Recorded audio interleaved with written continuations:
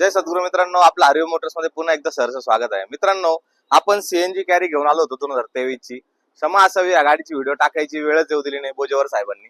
साहेब आहे ex army बोजेवर साहेब. साहेबच या गाडीचे खरे मानकरी ठरले. गाडी फक्त 20,000 किलोमीटर चालली होती, पेट्रोल प्लस सीएनजी 2023 ची गाडी.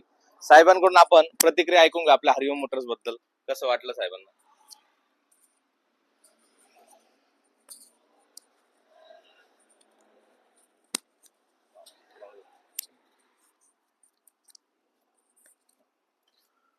नमस्कार, मी अमोल बोजेवार, आर्मी रिटायर्ड. माझं स्वतःचं एक ट्रान्सपोर्ट आहे, कारगिल ट्रान्सपोर्ट. आणि माझ्या ट्रान्सपोर्टमध्ये 3 व्हीलर्स आहे आणि 4 व्हीलर्स आहे. तर मी ही गाडी 1 महिन्यापूर्वी इथं बघून गेलो होतो. तर गाडी पाहता क्षणी मला खूप आवडली. तर माझा पूर्ण विचार होता गाडी घेण्याचा, परंतु काही फायनान्शियल सिच्युएशन कमी जास्त असल्यामुळे मी थोडं होल्ड केलं.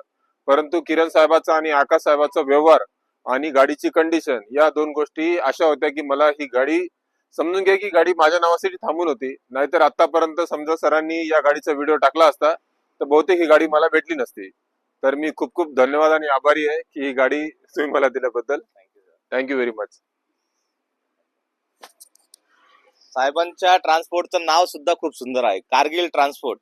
एकदम म्हणजे एक ऊर्जा देणारं एक नाव आहे, एकदम छान. साहेबांचं आताच म्हणजे या 2-1 वर्षापासून नवीन बिझनेसला स्टार्टअप झालेला आहे ट्रान्सपोर्टचा.